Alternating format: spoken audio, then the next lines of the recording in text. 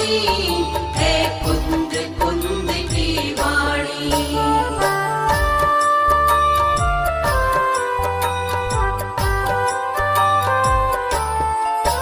है समय सार शुद्धात्म, है समय सार परमात्म। है समय सार शुद्धात्म, है समय सार परमात्म। तू जाना इसका सानी, यह आत्म राम कहानी। तू जाना इसका सानी, यह आत्म राम कहानी।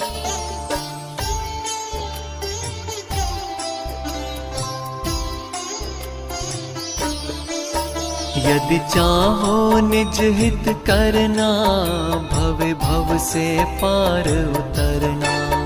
यदि चाहो निज हित करना, भव भव से पार उतरना। तू समय सार को पढ़ना, उसमें ही रमना जमना। तू समय सार को पढ़ना, उसमें ही रमना जमना।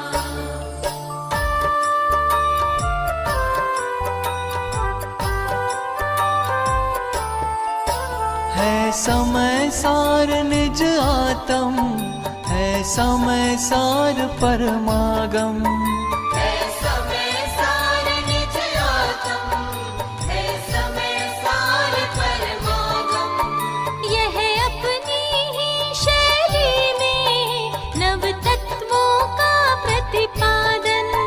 यह अपनी ही शैली में नव तत्वों का प्रतिपादन।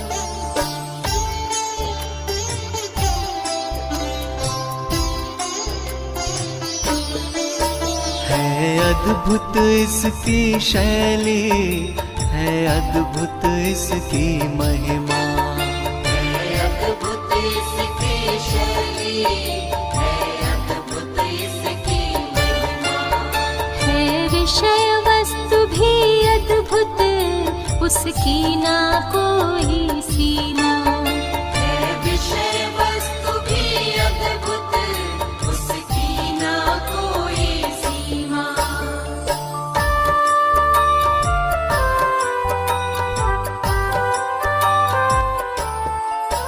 यह असीम आत्म का प्रतिपादक ग्रंथ महा है। यह असीम आत्म का प्रतिपादक ग्रंथ महा है। इसमें मुक्ति का मार्ग ही सहज सुबोध कहा है। इसमें मुक्ति का मार्ग ही सहज सुबोध कहा है।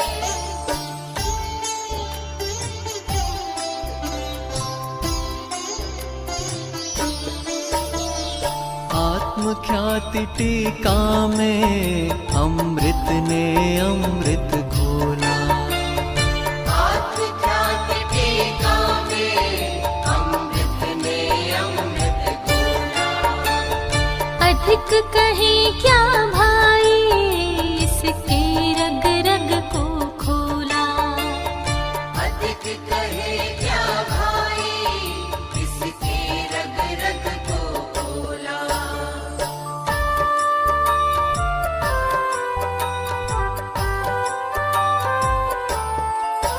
तात्पर्य वृत्ति टीका में जैसे न सूर्य ने सबको। तात्पर्य वृत्ति टीका में जैसे सूर्य ने सबको। अत्यंत सरल शैली में समझाया अबुध जनों को। अत्यंत सरल शैली में समझाया अबुध जनों को।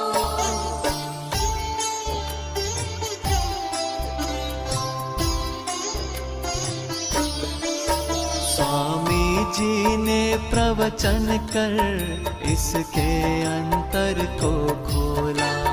स्वामी जी ने प्रवचन कर इसके अंतर को खोला। सहज देश भाषा में समझाया सहज परोसा। सहज देश भाषा में समझाया सहज परोसा।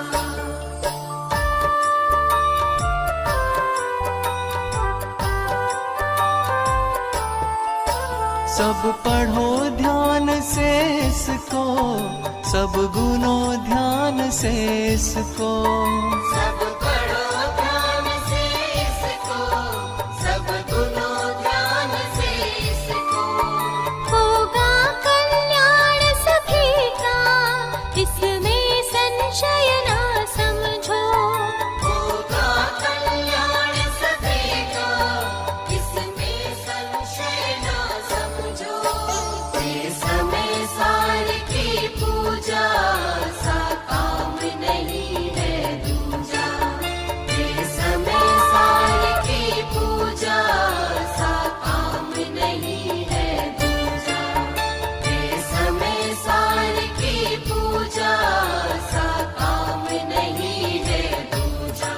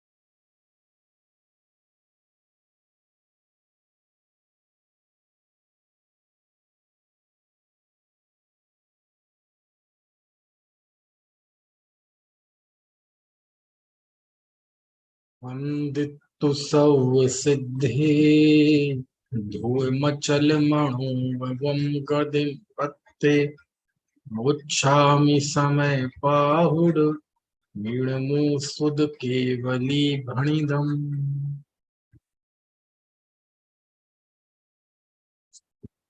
समय सार निर्जराधिकार 228 गाथा पढ़ी थी। सम्मादिठी जीवा शंका होन्तिड़ भयातेड़ सत्य भय विप्र मुक्का जम्हा तम्हादु निशंका। सम्यक दृष्टि जीव निशंक होते हैं क्योंकि उनको कोई भय नहीं होता। वे 7 भयों से रहित होते हैं और 7 भयों का अभाव सम्यक दृष्टि ज्ञानी के होता है। इसको हमने आचार्य अमृतचंद स्वामी के कलशों के द्वारा जाना था। यहाँ एक प्रश्न खड़ा हो सकता है कि आचार्य ने सम्यक दृष्टि को निर्भय कहा कि उसे भय नहीं होता, लेकिन कोई यहाँ प्रश्न कर सकता है कि भय तो 8वें गुण स्थान तक रहता है, तो सम्यक दृष्टि को भय नहीं होता, इसका आशय क्या है ना। भय तो हमने 4थे से लेके 8वें तक, 4थे में भी 5वें में भी है ना, 8वें गुण स्थान तक भय देखा गया है। तो फिर वह निर्भय कैसे होता है। मान लीजिए किसी सम्यक दृष्टि के सामने शेर आ जाए तो उसे भय लगेगा कि नहीं लगेगा, वो भागेगा कि नहीं भागेगा। तो अब सम्यक दृष्टि के आगे शेर आ जाए और वह जान बचा के भाग रहा है और आप कह रहे हो उसके मरण का भय नहीं है, उसे आरक्षा भय नहीं है, है ना, उसे इहलोक परलोक भय नहीं है, वेदना भय नहीं है। ऐसा कैसे हो सकता है? कोई भूकंप आ जाए या किसी राज्य का किसी के ऊपर हमला हो जाए, हमारे ऊपर हमला हो जाए, तो सम्यक दृष्टि बचने की कोशिश करेगा कि नहीं करेगा? यदि वह बचने की कोशिश कर रहा है तो वह निर्भय कैसे रहा? ये एक बड़ा प्रश्न है? आप सम्यक दृष्टि गाड़ी चला रहा है तो ब्रेक लगाएगा कि नहीं लगाएगा? अरे किस बात का डर है, कोई बात नहीं, लगने दो गाड़ी। ऐसा है क्या? आप मंदिर जाते हैं, कहीं शिविर में जाते हैं और कहीं जाते हैं और घर में कोई ना हो, तो आप घर ताला वाला लगा के जाते हैं कि नहीं जाते? क्यों जाते हैं? अरे बोले समय खराब है, चोरी चकारी हो जाए उसका भय रहता है। तो फिर यदि सम्यक दृष्टि होगा तो ताला तो नहीं लगाएगा, फिर गाड़ी में ब्रेक तो नहीं लगाएगा, समझ में आया? फिर हेलमेट नहीं लगाएगा, टू व्हीलर पे होगा, फोर व्हीलर पे होगा तो बेल्ट नहीं लगाएगा। क्यों? मुझे चालान होने का डर नहीं है, क्योंकि मैं तो सम्यक दृष्टि हूँ, सम्यक दृष्टि को कोई भय नहीं होता। तो वो कोई कानून का पालन नहीं करेगा। क्यों? क्योंकि मैं तो निर्भय हूँ, आजाद देश का नागरिक हूँ, स्वभाव से स्वतंत्र हूँ और सम्यक दृष्टि हूँ। तो ऐसा निर्भय होता है क्या वो? समझ में आया? तो ये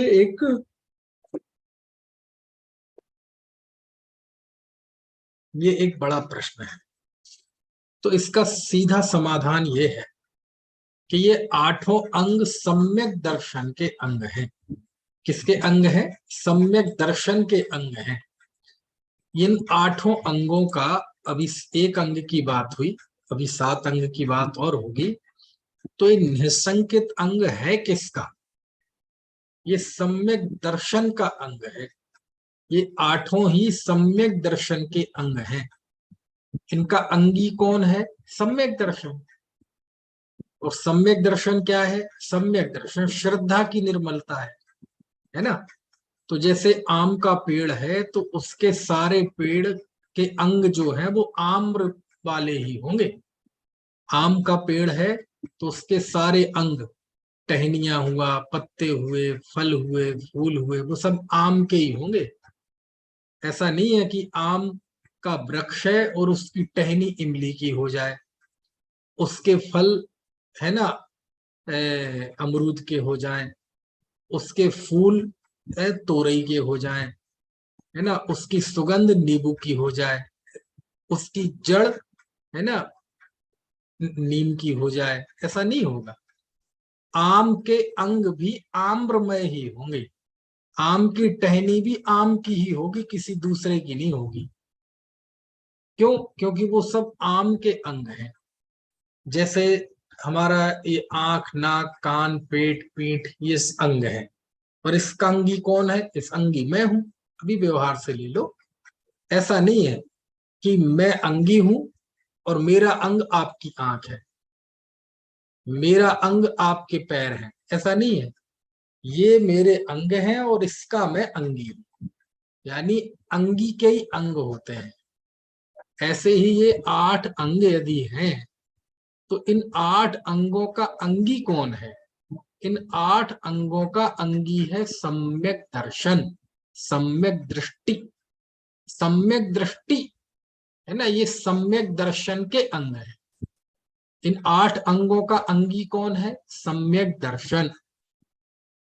तो ये सब चीजें किस भी लागू होंगी? श्रद्धा पे लागू होंगी, दर्शन पे लागू होंगी, क्योंकि इन 8 का सम्यक दर्शन अंगी है। तो ये अंग अंगी की भाषा आपको समझ में आई कि नहीं? यदि हम सम्यक दर्शन को, निःशंकित आदि को, निर्भयता को यदि हम चारित्र में लागू करने जाएंगे ना, तो फिर वही बात होगी। कैसे लागू होगा? वह तो शेर को देख के भाग रहा है, वह तो गाड़ी चला के ब्रेक मार रहा है, पुलिस वालों से डर रहा है, गाड़ी में यानी अपने घर में ताला लगा रहा है, तो भय तो रहा। समझ में आए ना? तो कहते भैया ये सम्यक दर्शन के अंग है। दर्शन मतलब श्रद्धा, और जब श्रद्धा के अंग हैं तो उन अंगों में सब जगह श्रद्धा की अपेक्षा लेनी पड़ेगी। और कदाचित लेनी भी है चारित्र की, तो श्रद्धा के साथ जिसका संबंध है, अनंतानुबंधी कषाय के अभाव रूप जो परिणति है, उसको लेंगे अधिकतम। इससे आगे नहीं ले सकते, क्योंकि इससे आगे लेंगे तो वो किसी सभी सम्यक दृष्टियों पे लागू नहीं होगा। क्योंकि बात तो वो होनी चाहिए ना जो सब पे लागू हो। यदि हम कहें सम्यक दृष्टि के ज्ञान वैराग्य शक्ति होती है, तो वो सब पे लागू होना चाहिए। यदि कुछ एक पे लागू हो और कुछ एक पे लागू ना हो, तो वो तो अव्याप्ति दोष आ जाएगा। समझ में आया ना? ठीक है। तो वह शेर को देखकर जो सम्यक दृष्टि भाग रहा है, अब कोई ये कहे कि वो निर्भय है, उसे मरण का भय नहीं है, तो ये बात कुछ जचती है क्या? जचती तो नहीं है, लेकिन जचाना पड़ेगी, क्योंकि ये पूरा निर्जराधिकार इसी तरह की बातों के लिए समर्पित है। और कितने कुंद कुंद देव दृष्टांत दे चुके हैं, कितने बनारसी दास के दृष्टांत हम पढ़ चुके हैं, एक दो दृष्टांत मैंने अपनी ओर से भी दिए हैं। लेकिन दृष्टांतों में समझ में आती तो है बात, लेकिन है ना, फिर भी यदि किंतु परंतु अगर मगर बना रहे, तो सम्यक दृष्टि की निर्भयता को यदि सच्चे अर्थों में जानना है, तो सम्यक दृष्टि हो जाए तो ही समझ में आएगा कि भीतर में मिथ्यात्व जन्य निर्भयता है और बाहर में भय है। ये दोनों चीजें एक साथ कैसे हो सकती हैं? समझ में आए ना? ये होती है। तो क्या समाधान हुआ कि ये 8 अंग किस पे लागू करने हैं? ये श्रद्धा पे लागू करने हैं, क्योंकि ये सम्यक दर्शन के अंग हैं। काय के अंग हैं? सम्यक दर्शन के अंग हैं। तो लागू किस पे होंगे? सम्यक दर्शन पे लागू होंगे। अब जब सम्यक दर्शन के अंग हैं, आम का पेड़ है तो उसकी टहनियां भी तो आम की ही होंगी। श्रद्धा है सम्यक दर्शन, तो उसके 8 अंग श्रद्धा में ही तो होंगे, क्योंकि नहीं तो कदम कदम पे प्रश्न खड़ा होगा।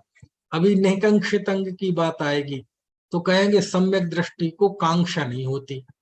तो कोई कहेगा अच्छा, बिना कांक्षा के ही 6 खंडों को जीतने निकल गए थे, बिना कांक्षा के ही ये युद्ध किया राजाओं ने, तीर्थंकरों ने, बिना कांक्षा के ही शादी विवाह और राजपाट आदि होता है। समझ में आए ना? तो वहां भी वही लागू करना पड़ेगा कि आप फिर चारित्र में ले गए। ये श्रद्धा के अंग हैं। इन अंगों का अंगी सम्यक दर्शन है, सम्यक चारित्र नहीं है। कुछ बात समझ में आ रही? नहीं तो जगह जगह पे परेशानी खड़ी होगी, है ना? तो कहने का आशय ये है कि ये सब समस्याओं का एक ही समाधान है। क्या समाधान है सारे प्रश्नों का? कि ये सभी अंग, ये पूरी चर्चा सम्यक दर्शन के अंग की है। काय की है? सम्यक दर्शन की है। और सम्यक दर्शन के अंग हैं तो अंगी कौन है? सम्यक चारित्र नहीं है, सम्यक दर्शन अंग है। तो सम्यक दर्शन अंगी है, बाकी 8 उसके अंग हैं। तो अंगों में कौन व्याप्त है? अंगी व्याप्त है। ठीक है।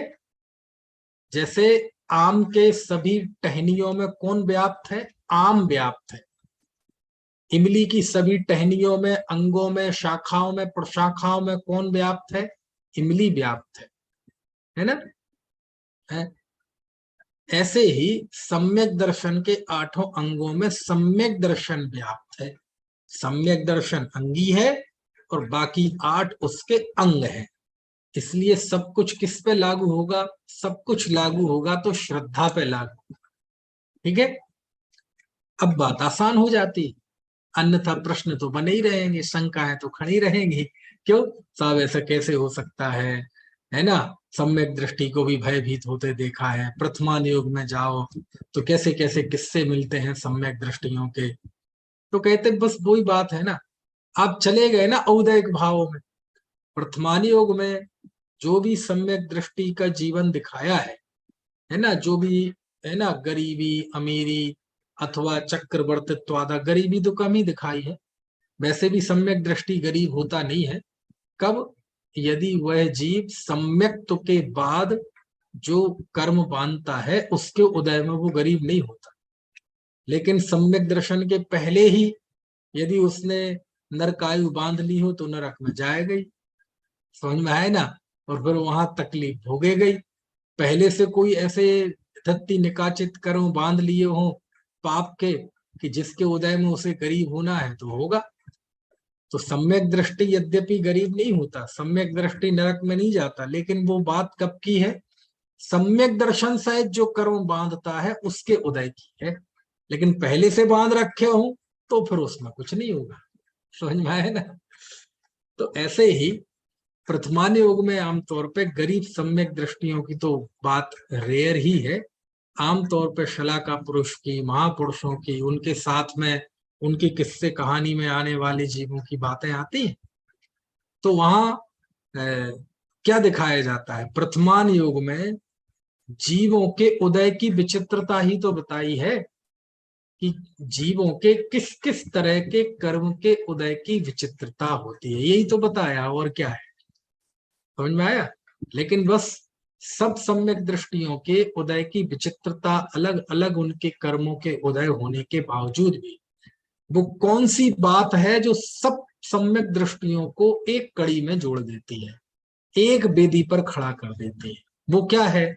वह है उन सभी जीवों का सम्यक दर्शन, वह है उन सभी जीवों की अंतरात्मा दशा, वह ये कि वो सब कर्म और कर्म के उदय जन्य भावों को पर मानते हैं और स्वयं को ज्ञाता देखते हैं।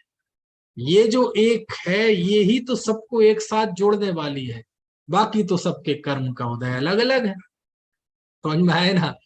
हम यहाँ इतने लोग बैठे हैं तो हम सबको जोड़ने वाली एक चीज कौन सी है? समय सार। हम समय सार पढ़ रहे हैं, ये ज्ञान है, ये तत्व है, ये हम सबको इस एक वेदी पर लाता है। बाकी सब है ना, कोई महाराष्ट्र का, कोई कोलकाता का, कोई कनाडा का, कोई यूएसए का, कोई यूपी का, कोई मेरठ का, कितनी भिन्नता है। कोई पुरुष है, कोई स्त्री है, कोई शादीशुदा है कोई है ना अविवाहित है, नहीं कोई नौकरी वाला है, कोई व्यापार वाला है ना, कोई गोरा है, कोई काला है। तो कहने का अर्थ है बाकी तो वेरिएशन बहुत है, बाकी तो विविधता बहुत है, लेकिन हम यहाँ एकत्रित हुए तो हम सबको जोड़ने वाला क्या है? तत्व ज्ञान ये जोड़ने वाला है, बाकी सब विविधता है। ऐसे ही प्रथमान योग में जितना वेरिएशन दिखाई देता है, वेरिएशन ना हो तो कहानी बने कैसे? है ना, वेरिएशन ना हो तो घटनाएं, कहानी, किस्से, पुराण ये बने कैसे? तो बाकी तो उदय की विविधता है। सब जीवों को जोड़ने वाला क्या है? उसका सम्यक दर्शन। सभी सम्यक दृष्टियों को पर्याय से इस मनुष्य त्रेंच देव नारकी पने से भिन्न मैं शुद्धात्मा हूं, इसकी प्रतीति है, इसका ज्ञान है, इसका वेदन है। और ये जो हुआ है इससे जो सुख शांति है अंतर में, यही तो सबको एक वेदी पर खड़ा करती है, यही तो सबको जोड़ने वाली है। बाकी विविधता तो बहुत है। विविधता कैसी है? विविधता तो ऐसी है कि प्राणा जीवाणा कम ममलाणा में हम हबे लद्धी, है ना, कि इतनी विविधता है, इतनी विविधता है, इतनी विविधता है उदय की कि एक व्यक्ति का अंगूठा दूसरे से नहीं मिलता। समझ में है ना? एक व्यक्ति के दूसरे से शाइन नहीं मिलते, सिग्नेचर करते हैं, एक व्यक्ति की दूसरे व्यक्ति से आवाज नहीं मिलती। तो ये तो उदय की विचित्रता है ही, ये तो सभी जीवों के उदय की विचित्रता, सम्यक दृष्टियों के ही कितनी उदय की विचित्रता होती है। और जो कहानियां बनती है, जो प्रथमान योग बनता है, इसमें उदय की विचित्रता महत्वपूर्ण है। उदय की विचित्रता से बनता है प्रथमान योग। समझ में आया? हम सबको जैसे एक तत्व ज्ञान जोड़ता है, लेकिन सबके अलग अलग चेहरे दिखाई दे रहे हैं, दिखाई दे रहे हैं कि नहीं? ये काय के तत्व ज्ञान के चेहरे हैं कि उदय की विचित्रता है? ये तो उदय की विचित्रता है। समझ में आया ना? सबके अलग अलग चेहरे हैं, हम सब एक भूमि पर एक हैं। किस भूमि पर? तत्व ज्ञान की भूमि पर। अब वो तो दिखती नहीं है, तत्व ज्ञान कोई ऐसी रूपी चीज तो है नहीं, ऐसी दिखाई देने वाली चीज तो है नहीं। दिखाई देने वाली चीज तो क्या है? ये हम आप सब के चेहरे हैं, और ये सब क्या है? ये सब उदय की विचित्रता है ना? तो कहानी जो बनती है वो उदय की बनती है। प्रथमान योग जो खड़ा होता है वो कर्म के उदय की विचित्रता से खड़ा होता है। है ना। अब चंदना है, सीता है, अंजना है, समझ में आया ना। अब चंदना की कथा है तो काय की कथा है, उदय की कथा है कि कैसे कैसे उदय आया। और बोलो भगवान महावीर की रिश्ते में, है ना, जब वो रिश्ते आते थे उस समय की उनकी मौसी की ये हालत कि बताओ, वो विद्याधर उठा ले गया, फिर उसने जंगल में फेंक दिया, फिर चौराहे पे उसकी दासियों की तरह बिक्री हो रही है, फिर किसी सेठ ने खरीद लिया। अब ये जो कहानी बनी, ये सम्यक दर्शन की कहानी है कि उदय की कहानी है? उदय की कहानी है ना। यदि उदय को हटा दिया जाए तो प्रथमान युग खड़ा होगा? नहीं होगा। है, सीता जी और रामचंद्र जी के देखो, शादी हुई, 36 गुण मिलते थे। कितने गुण? 36 मिलते हैं। इसलिए 36 मिले तो होना नहीं चाहिए कितनी सही में, है ना, है ना। तो ये जो ज्योतिषियों पे बड़ा प्रश्न चिन्ह है, ये जो बिल्कुल अंधविश्वास रखते हैं ग्रह नक्षत्र तारों पे राशियों पे, राम सीता के 36 गुण मिलते थे। और आप समझ सकते हैं कि जब किसी राजा का अभिषेक होता है, राज्याभिषेक, तो मुहूर्त निकालते हैं कि नहीं? कितने पंडितों ने मुहूर्त निकाला था? एक पंडित ने निकाला था, सारे राज पंडितों ने मुहूर्त निकाला था। समझ में आया? फेरे भी कोई बढ़िया ही आदमी ने पढ़ाए होंगे, है ना। कुंडली भी पंडितों ने मिलाई, फेरे भी पढ़वाए, राज्याभिषेक का मुहूर्त भी निकाला, लेकिन ना तो वह राज्याभिषेक हो सका। शादी भी हुई तो वो भी बहुत कठिन दाम्पत्य रहा। शादी के बाद वनवास हो गया, वनवास में सीता का किडनैपिंग हो गया, किडनैप जैसे तैसे सब हुआ, वापस आई तो जंगल भेज दिया गया, है ना। लौट के आई तो दीक्षा ले ली। मतलब कितना असफल दाम्पत्य रहा। किस दृष्टि से? इस दृष्टि से कि सुख चैन से रह पाए क्या? समझ में आया ना। तो ये सब चीजें क्या है? उदय है। यदि इस उदय की विचित्रता को हटा दिया जाए तो कोई कहानी बनेगी, कोई किस्सा बनेगा, है। और जिनके उदय की विचित्रता नहीं है उनकी कहानी में किसी को कोई इंटरेस्ट ही नहीं रहता। सबको पारसनाथ में इंटरेस्ट है, अनंतनाथ में किसी को इंटरेस्ट नहीं है। क्यों? पाप का उदय आया था, पत्थर बरसे, कमठ ने उपसर्ग किया, दूसरे ने आके बचाने का भाव किया। तो हम भी थोड़े ड्रामेटिकल रुचि के हैं, हमें भी थोड़ा उदय की विचित्रता में मजा आता है, डायलॉग्स में मजा आता है, उतार चढ़ाव, वैचित्र प्रिय है। समझ में आया? आप देखो ना, दुनिया में सीधे साधे यदि त्यागी वृत्ति धर्मात्मा हो तो उन्हें कौन पूछता है? उठा पटक वाले हो तो सारी दुनिया करती है। समझ में आया ना।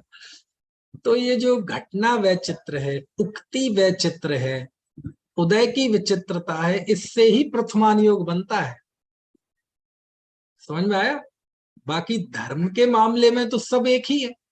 24 तीर्थंकर, है ना, बिल्कुल बराबर है ना, कोई कम ज्यादा तो नहीं है ना। जैसे पार्श्वनाथ है वैसे ही अनंतनाथ है ना, जैसे अनंतनाथ है वैसे ही मुनि सुब्रत है ना, जैसे मुनि सुब्रत है वैसे सुपार्श्वनाथ है ना। क्यों? 24 तीर्थंकर बराबर है, कोई फर्क नहीं है उसमें। और आज तो वैसे ही सिद्ध हो गए, कोई फर्क नहीं है। अब उनमें फर्क करना हो तो उदय को देखना पड़ेगा। उदय को कैसे देखना पड़ेगा? कि आदिनाथ की आयु 84 लाख पूर्व की, और महावीर की आयु 72 वर्ष की पूरी नहीं, कुछ महीने कम। समझ में आया? उदय को देखना पड़ेगा। शांतिनाथ, कुंथुनाथ, अरनाथ, चक्रवर्ती, और महावीर को एक भी सल्तनत नहीं, कोई भी एक बड़ा साम्राज्य नहीं। उदय को देखना पड़ेगा। है आदिनाथ के क्या कहते हैं, अपने नेमिनाथ भगवान, है ना, कि शांति से केवल ज्ञान हो गया, और पार्श्वनाथ भगवान पे पत्थर पर से। महावीर पे भी उत्सर्ग किया, यही उज्जैन में हुआ था, उज्जैन के पास जंगल में। तो कहानी किस्से के लिए तो भैया उदय की विचित्रता चाहिए। समानता तो सब में ऐसी चीज है कि वो क्या बताए, उसमें किसी को इंटरेस्ट नहीं आएगा। क्यों? क्योंकि सभी तीर्थंकर समान है, ये तो वास्तविकता है। इंटरेस्ट काय में जागता है? उदय में। वो पशु ना हो, पशुओं का बंधन क्रंदन ना हो, तो नेमिनाथ भगवान को कौन पूछे? सांप ना हो, घृणन पद्मावती ना हो, तो पार्श्वनाथ भगवान को अलग से क्यों इतना वेटेज मिले? समझ में आए ना? आप देखो ना, 24 तीर्थंकरों में सबसे ज्यादा सुपर हिट तीर्थंकर कौन से हैं? पार्श्वनाथ।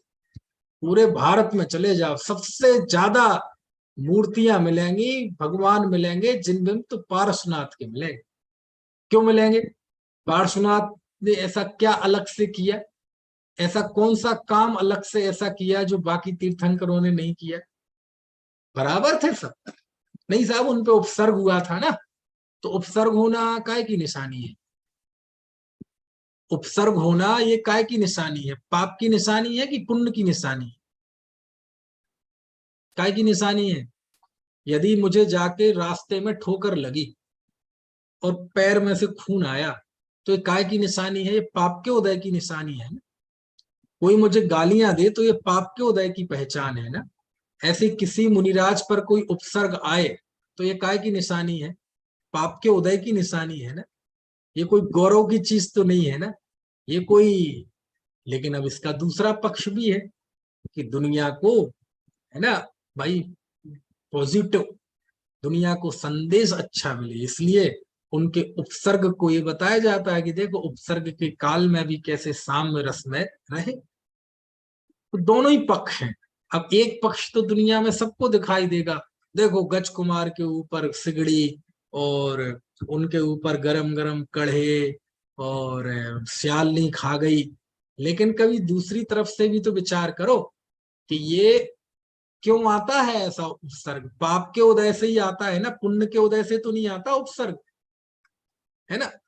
तो ये जो उपसर्ग आया है, किसी ने पत्थर बरसाए, किसी ने मुनि को पकड़ के आसमान में फेंक दिया, तो ये पाप का उदय, ये उपसर्ग क्या बताता है? सबको क्यों नहीं आते उपसर्ग? जरूरी नहीं है सब मुनिराज पे उपसर्ग आए, लेकिन जिन पे उपसर्ग आया पाप के उदय से वो हिट हो जाते, जिन पे नहीं आया उन्हें कोई भी, समझ में आया ना। तो इसलिए हम घटना प्रिय हैं, इसलिए हमें पार्श्वनाथ बड़े पसंद है। सबसे ज्यादा मैंने देखा, सबसे ज्यादा मूर्ति पार्श्वनाथ की, समझ में है। और वो सांपों का वेटेज मिल जाता है कि सब रक्षा करते हैं। पार्श्वनाथ क्या, सभी भगवान रक्षा करते हैं भैया, कौन नहीं करता है? जिस दृष्टि से करते हैं सब करते हैं, जिस दृष्टि से नहीं करते तो पार्श्वनाथ भी नहीं करते। तो ये जो पूरा प्रथमान योग जो दुनिया में चर्चाएं, चर्चा काय की होती है? मान लीजिए आप हम सब बैठे हैं, अभी तो चलो तत्व ज्ञान छोड़ो, आप आपस में किसी बात पे बात करें तो काय पे करेंगे? तत्व ज्ञान की बात होगी कि उदय की बात होगी? जो भी जिस चीज की भी बात हो रही होगी वो जीव के उदय की विचित्रता की बात हो रही होगी कि नहीं है?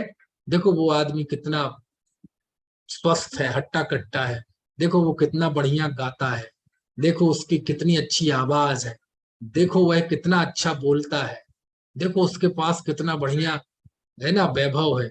काय की बात होगी? उदय की बात होगी।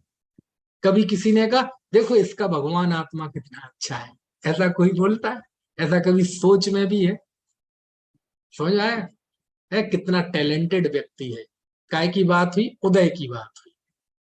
तो सारे संसार में उदय की बहुलता है, उदय की बलवत्ता है, उदय की चर्चा है। तो प्रथमान योग में भी जो दिखाया जाता है वो उदय की विचित्रता है। सारे प्रथमान योग में जितने जितने सम्यक दृष्टि हैं, उन सबको जोड़ने वाला तो एक तत्व ज्ञान है। शरीर में नहीं हूं मैं, भगवान आत्मा हूं मैं, अरूपी ज्ञायक तत्व हूं। ये जो उनके अंदर प्रतीति है, ज्ञान है, ये सबको एक साथ जोड़ने वाला है। लेकिन इसकी क्या बात करें? समझ में है ना है?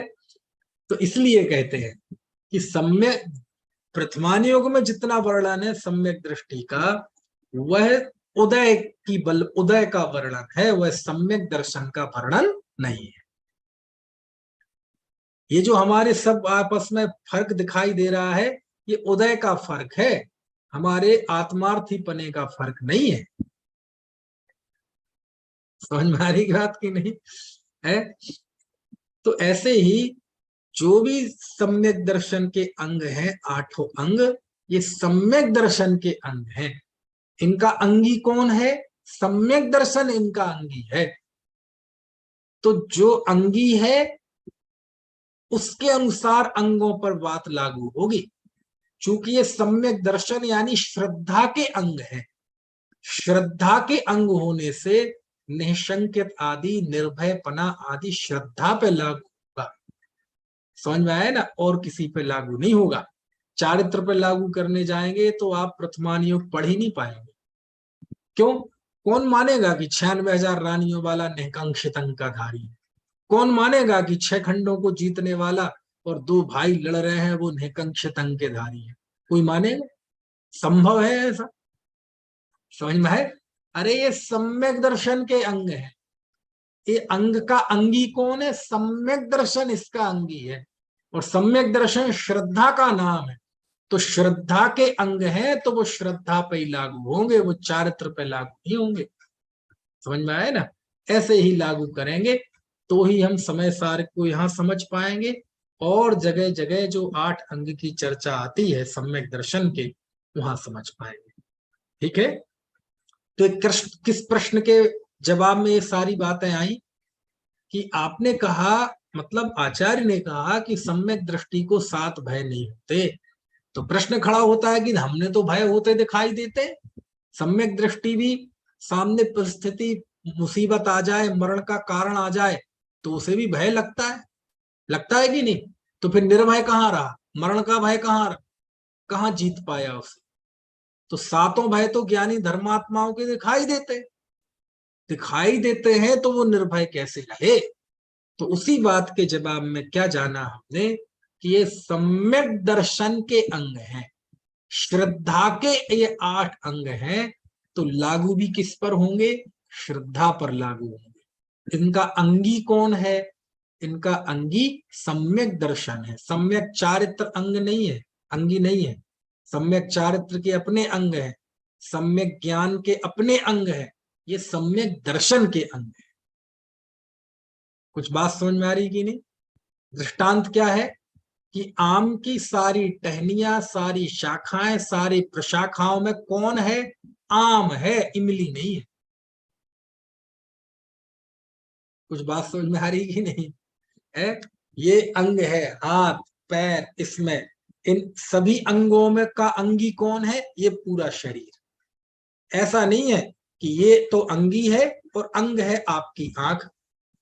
निपुण की आंख ये अंग है, लेकिन इसका अंगी कौन है? निपुण। निपुण की आंख रूपी अंग का अंगी मैं नहीं। कुछ बात समझ आ रही? तो अंगों में अंगी व्याप्त रहता है। तो इन सम्यक दर्शन के 8 अंगों में कौन व्याप्त है? सम्यक दर्शन व्याप्त है। इसलिए सारी चीजें किस पे लागू होंगी? श्रद्धा पे लागू होंगी। ठीक है? चलिए, तो क्या मतलब हुआ कि सामने शेर आ जाए तो सम्यक दृष्टि को भय लगेगा कि नहीं लगेगा? बोले हाँ लगेगा। क्या करेगा? भागेगा कि नहीं भागेगा? हाँ भागेगा। सामने मरण का कारण आ जाए तो सम्यक दृष्टि भी है ना, बचने की कोशिश करता है। क्यों भागेगा? क्योंकि अभी मुनि जैसी चारित्र में निर्भयता उस जीव के नहीं आई है। यदि उसे ऐसी निर्भयता चाहिए, है ना, कि मरण का कोई भी कारण सामने उपस्थित हो जाए और वह व्यक्ति भागे नहीं, तो इसके लिए उसे मुनि बनना पड़ेगा। मुनि जैसी निर्भयता, मुनि जैसी निडरता, मुनि जैसा है ना जीवन उसका होगा तो होगा। कोई जीव सोचे घर में रहते हुए कि हम रहें तो घर में, लेकिन निर्भयता आ जाए मुनि जैसी, संभव है? नहीं होगा। ऐसा संभव ही नहीं है। मुनि जैसी निर्भयता, मुनि जैसी समता तो मुनि होने पर ही आएगी, गृहस्थ होने पर नहीं आएगी। अन्यथा फिर मुनि बनने की जरूरत क्या है? समझ में आया ना? हमसे बहुत लोग प्रश्न करते हैं, बाहर भी जाते हैं वहां भी प्रश्न करते हैं कि पंडित जी इतना पढ़ते हैं, समझते हैं, लेकिन आकुलता खत्म नहीं होती है ना, चिंताएं लगी रहती हैं। फिर भी घर की परिवार की चिंता रहती है, स्वास्थ्य की चिंता रहती है ना। तो अब इसका उपाय क्या करें? बोले पढ़ते भी हैं, सम छिज्ज दूबा भिज्ज दूबा, पढ़ी थी ना गाथा, रिज्ज दूबा अहव जादू विपुलम, छिद जाए भिद जाए कोई ले जाए, सब पढ़ते हैं। तो लेकिन परिणाम नहीं टिकता। तो जीवों को देखकर मेरे 2-3 जवाब होते हैं।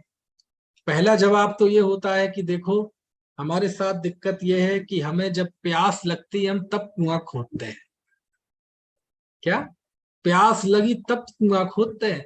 अब जब प्यास लगेगी तब कुआं खोदोगे क्या? और खोदोगे तो प्यास बुझ जाएगी क्या? और प्यास बढ़ और जाएगी, मर जाए। तो भैया जब प्यास लगे तब कुआं नहीं खोदा जाता। कुआं पहले से खोदो, पानी की पहले से व्यवस्था रखो कि जब प्यास लगे तो कुआं ना खोदना पड़े और तुरंत पानी पी लो। ऐसे ही हर व्यक्ति जब परेशान होता है, पाप का उदय आता है, कोई जीवन में झटका लग जाए, एक आध बाईपास हो जाए, स्टंट डल जाए, कोई एक्सीडेंट हो जाए, मरते मरते बच जाए, कोरोना में मरते मरते बच जाए, कोई गंभीर बीमारी हो जाए, डॉक्टर ने मना कर दिया, उसके बाद हम उबर जाएं। तो जब ऐसा कोई झटका लगता है, कोई व्यापार में ऐसा झटका लगे, तब व्यक्ति को लगता है कि अरे, तो जीवन भर कुछ पढ़ा नहीं, समझा नहीं, सीखा नहीं, अब सोचे कि हम अब समता भाव धारण कर लें, संभव ही नहीं है। भयंकर परिस्थिति आए उसके पहले तत्व ज्ञान का कुआं खोद लो। एक बात। दूसरी, तो पहली बात तो क्या है कि हम प्यास लगने पर कुआं खोदते हैं। जब परिस्थिति सामने आ जाती है तब समता का प्रयास करते हैं, है ना। पहले से करो, है। जब पता है कि आने वाला समय विषम है तो बोले अनाज का संग्रह थोड़ा पहले से कर लो। समझ में आए ना। पता है कि पाप का उदय आएगा ही, बुढ़ापा आएगा ही, है ना, जीवन में कष्ट आएंगे ही, और ना आए कोई बात नहीं, आए तो वेलकम, जाओ तो भीड़ कम। तो पहले से तत्व ज्ञान का कुआं खोद लो। एक। दूसरा, कभी कभार व्यक्ति अपनी अवस्था से ज्यादा उम्मीद करता है, मतलब जितनी उसकी हैसियत नहीं है, जितनी उसकी, सरल और ठेठ शब्दों में कहें तो जितनी उसकी औकात नहीं है, वह औकात से ज्यादा इच्छा रखता है। औकात तो है उसकी गृहस्थ जितनी, ठीक है, हैसियत तो है गृहस्थ की, और आनंद चाहता है मुनियों जैसा, है ना। है मिथ्या दृष्टि पहले गुण स्थान में, और सुख चाहता है 12वें गुण स्थान का। चौथे गुण स्थान वर्ती भी हो तो सुख चाहता है 12वें गुण स्थान का। संभव है क्या? हो 5वें गुण स्थान में और सुख चाहे 12वें गुण स्थान जितना, मुनियों जितना, 7वें गुण स्थान जितना, शुद्धोपयोगी जैसा। संभव है क्या? समझ में आया? तो अब वही है कि है तो हैसियत थोड़ी सी और चाहता है बहुत ज्यादा। अरे साहब, आदमी क्या नहीं कर सकता, ये नहीं कर सकता, अरे आदमी पहाड़ को काट सकता है, चांद तारे तोड़ लगा सकता है। ओ, कोई नहीं लाया आज तक, सब बातें ही हैं। अरे क्या बात करते हो, इंसान क्या नहीं कर सकता। अरे जमीन पे पैर मार दे तो जमीन में से पानी निकल आए, कभी नहीं निकला, खून निकलेगा। समझ में आया ना। अरे हैसियत बढ़ाओ, सुख बढ़ाना है तो हैसियत बढ़ाओ। क्या कहते हैं? सुख बढ़ाना है तो हैसियत बढ़ाओ। घर में रहते हुए मुनि जैसा सुख नहीं हो सकता। देखो, जाति तो एक ही है, सिद्ध की सुख की जाति, मतलब बात कह रहे हैं, है ना, प्रगाढ़ता की, परिणामों की मग्नता की। सुख की जाति की अपेक्षा नहीं, क्वालिटी नहीं, क्वांटिटी। समझ में आया है? तो यहाँ चूंकि यदि मुनियों जैसी निर्भयता चाहिए तो उसके लिए तो मुनि ही होना पड़े। उसके लिए तो भीतर में 3 कषायों का नाश चाहिए। उसके लिए तो भीतर में वज्र पुरुषार्थ चाहिए। वो पुरुषार्थ करता नहीं और चाहता मुनि जैसा सुख हो जाए। तो पहले तो ये मानो कि हम जिस अवस्था में हैं, स्वभाव से हम परम पवित्र हैं, परिपूर्ण हैं, लेकिन हमारी जो बाहर की अवस्था है, ये भी एक पल भी भूलने लायक नहीं। समझ में आए ना? इस पर्याय से, इस अवस्था से ज्यादा उम्मीद मत रखो। इस अवस्था में हम आत्मानुभूति कर सकते हैं, आत्मा की प्रतीति कर सकते हैं, सम्यक दृष्टि के 8 अंग प्रकट हो सकते हैं। लेकिन जिस निर्भयता से सीधे मोक्ष में प्रयाण हो जाए, ऐसी मुनियों जैसी निर्भयता ये घर में नहीं आती है ना। तो पहली बात क्या है, हम जब प्यास लगती है तब कुआं खोदते हैं। दूसरी गलती क्या है कि हम इस अवस्था से ज्यादा उम्मीद करते हैं, हम अपनी हैसियत से ज्यादा चाहते हैं। हैसियत है नहीं, उससे ज्यादा चाहते हैं। समझ में आए ना? किसी की दुकान है, उसकी लागत है 1 लाख रुपए का उसमें माल है, और वो चाहता है एक दिन में 10 लाख रुपए की मुनाफा हो जाए। संभव ही नहीं, तेरी हैसियत ही नहीं है इतनी। कुछ बात समझ में आए ना? अब वो ठेली लगा रहा है, ठेली पे सब्जी बेच रहा है, और वो सोच रहा है एक दिन में मैं 1 लाख रुपए कमा लूं। अरे तेरी हैसियत तो देख भाई। समझ में आया? हैसियत तो देख। जिसने करोड़ों करोड़ों की लागत लगा रखी है, उसको होती है लाखों रुपए की दिन की इनकम है। 10-5 हजार की सब्जी बेच के तू सोचता है कि आज मैं लाख रुपए कमा लूं। अरे तू पूरी सब्जी बेच ले, ठेला बिक जाए तेरा, तब भी नहीं आएंगे। तो हैसियत से ज्यादा नहीं हो सकता। समझ में आया? जितनी बड़ी हैसियत होगी उतना ही बड़ा मुनाफा होगा। तो मुनाफा बहुत चाहिए, तो क्या करें? हैसियत बढ़ाओ। तो हैसियत बढ़ाने के लिए क्या करें? एक दिन में बढ़ जाएगी हैसियत, एक दिन में बढ़ जाएगी। बोले उसके तो सब उदाहरण मिल जाएंगे आपको। 1 साल में भी पैसे वाले मिल जाएंगे, जो 1 साल में जमीन से फर्श से अर्श पर पहुंच गए।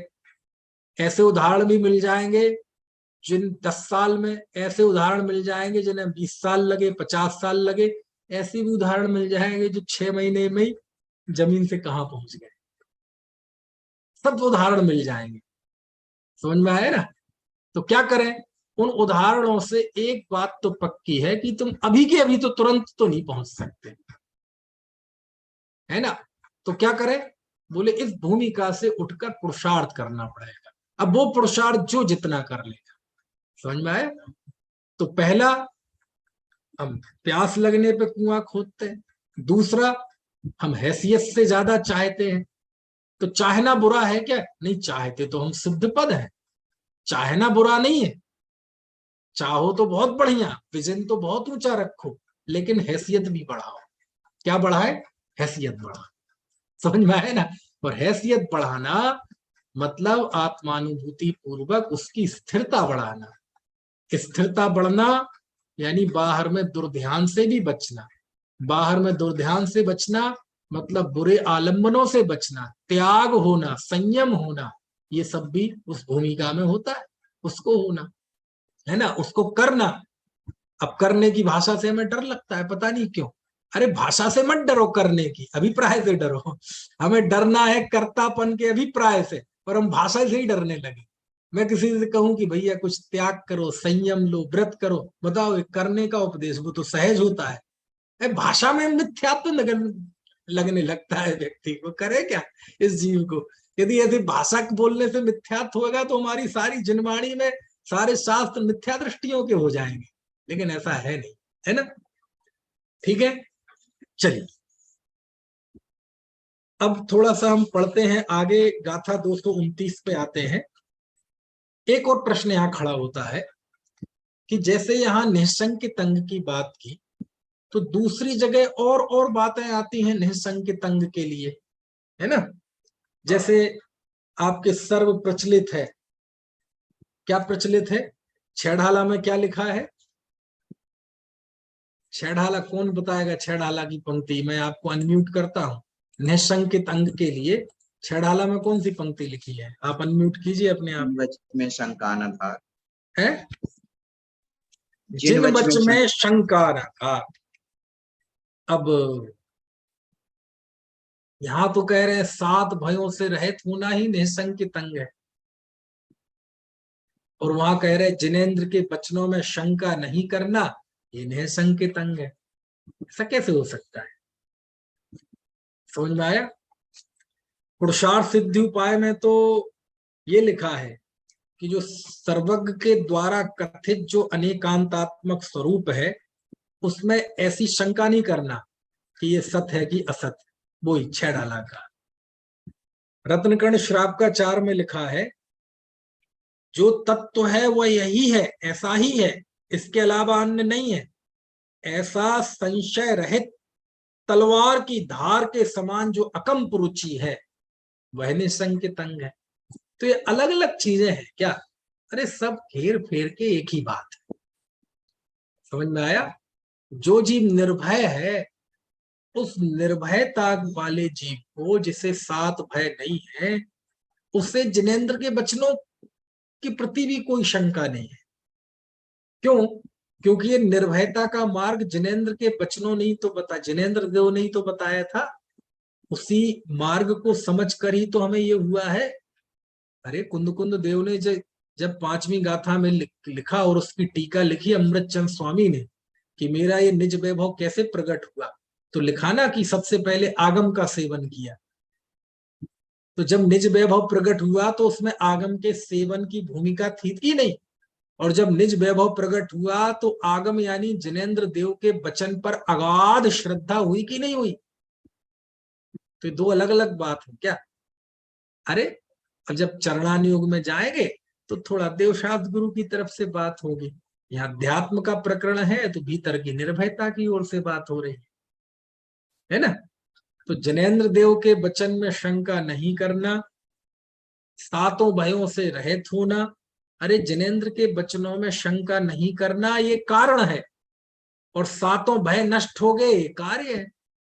अरे जिनेंद्र के वचनों में शंका नहीं है, बिल्कुल पूरी तरह से विश्वास है, तभी तो भय निकल गया, तभी तो डर निकल गया अंदर का, तभी तो हम किसी कुगुरु कुदेव के सामने मस्तक नहीं झुकाते, तभी तो हम इन चमत्कारों में नहीं फंसते। तो सर्वज्ञ की वाणी की श्रद्धा हुई, तदनुसार आत्मा के स्वरूप की भी श्रद्धा हुई, तभी तो ये निर्भयता आई, तभी तो ये पता चला कि जिनेंद्र के वचन शंका करने लायक नहीं है। तो ये सब बातें एक ही हैं, अलग अलग अनुयोगों की अपेक्षा से अलग अलग तरह से कथन आते हैं।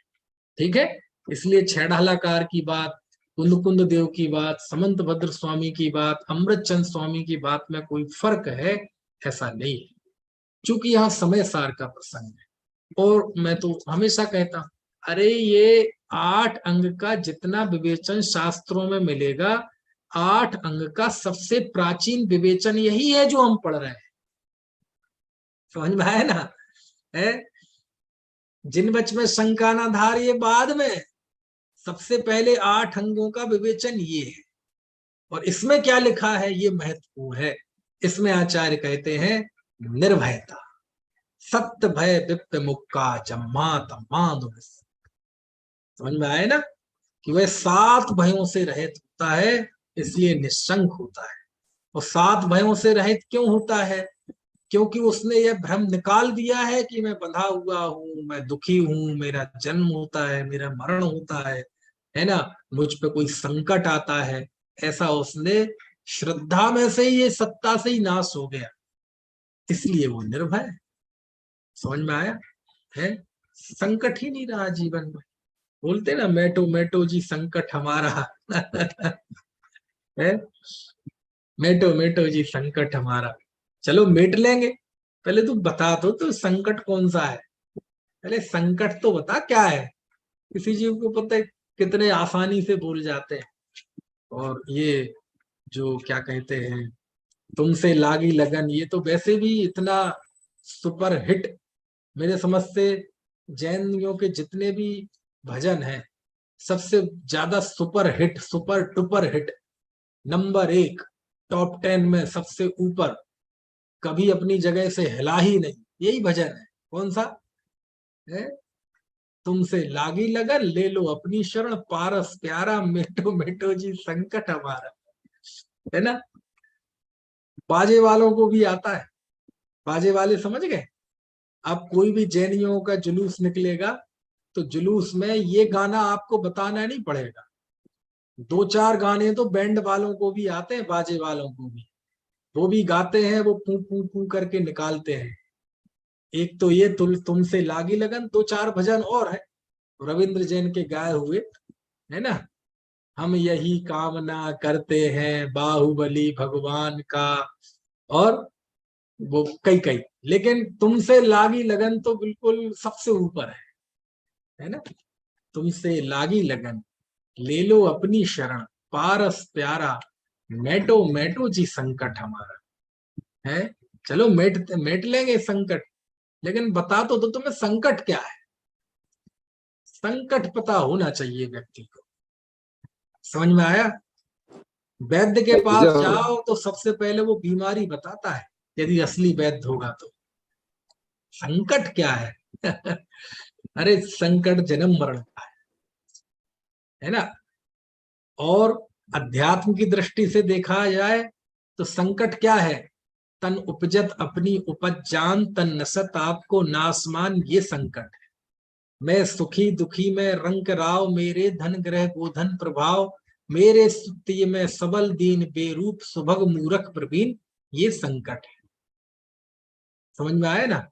पर्याय मूर्ता संकट है, बहिर्मुखता संकट है, शरीर मैं हूं ये संकट है, शरीर शारीरिक सुख सुख है ये संकट है।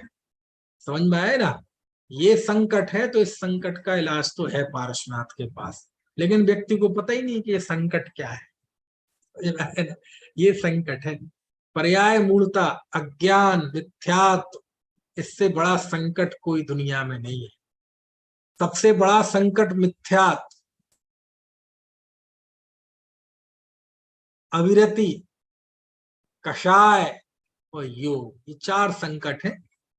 सबसे पहले मिथ्यात्व संकट का नाश होता है, फिर अविरमण का नाश होता है, फिर कषाय का नाश होता है, फिर योग का नाश होता है। इस क्रम से संकट का नाश होता है। समझ में आया। इसमें कहीं लिखा पाप संकट है, बीमारी संकट है, मिथ्यात्व संकट है, अविरमण पंचेंद्रिय के विषयों की अभिलाषा ये संकट है, कषाय ये संकट है, क्रोध मान माया लोभ ये संकट है, और योग मन वचन काय की प्रवृत्ति ये संकट है। इसमें कई ये संकट लिखा कि बीमारी संकट है ना, अपमान संकट है, ये तो हमने मान रखे संकट, है ना, ये तो उदय के अनुसार हो जाते। संकट तो ये है कि अपमान हुआ तो जो हमने स्वयं महसूस किया कि मेरा अपमान हुआ, और जब मेरा अपमान हुआ इसमें हमने ये माना कि मेरा अपमान हो सकता है, मेरा सम्मान हो सकता है। ये जो अपने स्वरूप को, अपने स्वरूप के वैभव को नहीं पहचाना, तब तो ये भाव आया कि मेरा अपमान सम्मान कोई कर सकता है। ये मिथ्यात्व, ये संकट है। समझ में आया। यही कारण है। देखो 229वीं गाथा पढ़ते हैं। अभी इसी में भी निःशंक तंग की बात की है। देखो आचार्य 229वीं गाथा, जो चत्तारि विपाये छिंददिते कम बंध मुह करे, सोड़ संकोचेदा सम्मादिठी मुड़े अब्बू। जो चेदा, चेदा पहले भी ले सकते बाद में ले सकती, चेदा मतलब चेतयिता, सम्यक दृष्टि जीव को ही कह रहे हैं चेता, चेतयिता, है ना। अब वो एक जीव के कई नाम है ना, आत्मा, शुद्धात्मा, चेतनात्मा, ज्ञाता, ज्ञायक, तो जहां जैसा मन होता है आचार्य वैसा प्रयोग करते हैं। तो जो चेता, जो चेतयिता, चत्तारे भी पाए, चारों ही पायों को, छिंददी छेदता है। कौन से 4 पाए, कम बंध मोह करे, है ना, कर्म बंध संबंधी भ्रम को करने वाले। कर्म बंध संबंधी भ्रम को करने वाले, यानी जिनसे कर्म बंध होता है ना, और बंधन जिससे होता है वो भ्रम करने वाले, उनको छेदता है सो निशंका, उस जीव को निस्संको निशंक सम्मादिट्ठी सम्यक दृष्टि मुड़े दब्बो जानना चाहिए। ठीक है, जो कर्म बंध संबंधी मोह को करने वाले ऐसे चारों पायों को छेदता है, चत्तारी भी पाए, चारों पायों को जो चेतईता छिंददी छेदता है, सो वह निस्संको निशंक सम्मादिट्ठी सम्यक दृष्टि मुड़े अब्बो जानना चाहिए। ठीक है, अब प्रश्न, ये चार मतलब कौन? चार पाए छेदता है। चार पाए छेदता है मतलब मिथ्यात्व, अभिरमण, कषाय और योग, इन चार को छेद देता है। अब कोई प्रश्न कर सकता है, इन चार को छेदने वाले तो सिद्ध भगवान है, तुम्हारे वो ही है सम्यक दृष्टि, तो और बाकी सब मिथ्या दृष्टि, संयोग केवली मिथ्या दृष्टि, क्योंकि ये योग का नाश किसने किया? छेदन। चलो कदाचित 14वें गुण स्थान वाले को ले लो, अयोग केवली को, तो तीर्थंकर अरहंत जो है 13वें गुण स्थान वाली, वे तो सम्यक दृष्टि रहे नहीं। समझ में आया ना? यदि शब्द साह सीधा सीधा जैसा लिखा है वैसा ही अर्थ लिया जाए तो उसकी दृष्टि से तो अरहंत भगवान भी क्या बैठेंगे?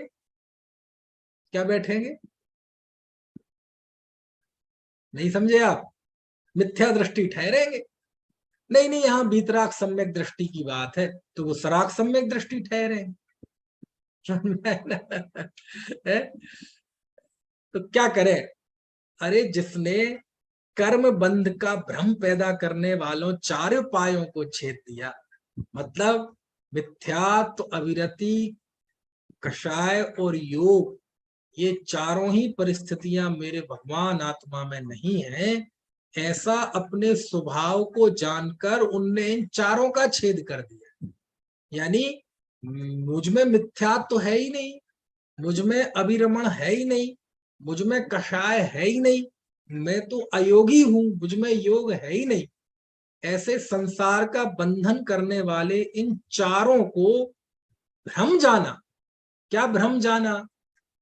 अभी तक ये माना था कि मिथ्या दृष्टि हूं, तो ये भ्रम था, अब मैंने इस भ्रम को नाश कर दिया। समझ में आया ना? अभी तक कषाय का स्वरूप जाना था, कषाय को अपना स्वरूप जाना था, अपने आप को मन वचन काय वाला जाना था, और जब इन चारों को ये जान लिया कि ये मेरे आत्मा में नहीं है, समझ में आया ना? और 50 से 55वीं गाथा की भाषा में कहें तो जेड़ंदु वेदे सब्बे पुग्गल दब्बस परिणामा, ये सब पुद्गल की पर्याय है। इसका नाम है कर्म बंध संबंधी चारों प्रकार के पायों का त्याग कर दिया। समझ में आए ना? स्वरूपानुभूति हुई तो ये चारों प्रकार के बंधन के कारण, अरे जब बंधन मुझ में नहीं है तो बंधन के कारण कैसे होंगे? जब बंधन नहीं है तो मुक्ति भी नहीं है, जब बंधन नहीं है तो बंधन के कारण भी नहीं है। तो इस तरह समस्त अस्थिर औपाधिक भावों से भिन्न अपने स्वरूप की प्रतीति हुई, उसका बोध हुआ, इसी का नाम है वह जी निशंक हो गया। इसका नाम निशंकता है। अब उसे किस बात का भय रहा? किसी बात का भय नहीं। समझ में आया ना? ऐसा है। ठीक है, तो चलो अभी समय हो गया है और चर्चा करेंगे ये 229वीं गाथा, फिर उसके बाद एक एक गाथा में 230वीं गाथा में नहकंक्षित, 231 गाथा में निर्वीज चिकित्सा, ऐसे एक एक अंग का वर्णन आया है। और ये अब आप ये मत कहना कि वहां ऐसा लिखा है यहाँ ऐसा लिखा है 8 अंगों का वर्णन। अरे ये जो लिखा है ये ही सबसे प्राचीन है। कुछ बात समझ में आ रही है? बाकी जो कुछ लिखा गया वो इसके बाद है। रत्नगण श्राप का चार इसके बाद है ना? पुरुषार्थ सिद्धि उपाय इसके बाद है, 6 ढाला इसके बाद है, और जो हो जहां जहां भी 8 अंग है, मूलाचार में भी है, भगवती आराधना में भी है, कार्तिकेयानुप्रेक्षा में भी मुझे ध्यान आ रहा है, सब जगह इसके बाद सबसे पुराने विवेचन यही है। यहाँ आध्यात्मिक तौर पर यानी एक सम्यक दृष्टि की भीतर की तरफ से 8 अंग बताए जा रहे हैं।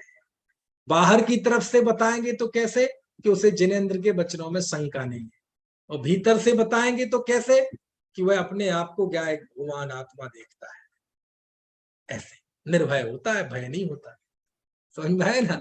ऐसे करेंगे तुलना, यहाँ जो 8 अंग की बात आई है उसकी, और दूसरी जगह जो 8 अंगों की बात आई है उसमें कोई केवल शैली का फर्क है, अनुयोग का फर्क है सबके टारगेट पे एक ही वही सम्यक दृष्टि जी, वही सम्यक दृष्टि जी श्रावकाचार में भी है, वही पुरुषार्थ सिद्धि उपाय में भी है, वही समयसार में भी। समझ में आए ना? लेकिन एक के ही व्यक्तित्व को एक पहलू से देखना, दूसरे पहलू से देखना, तीसरे पहलू से देखना, चौथे पहलू से देखना, समझ में आए ना? ये सब भी हम जाने अभी समय। अनंत धर्मणस्तत्त्वं पश्यन्ति प्रत्यगात्मनः अनेकान्तमयी मूर्तिर्नित्यमेव प्रकाशता।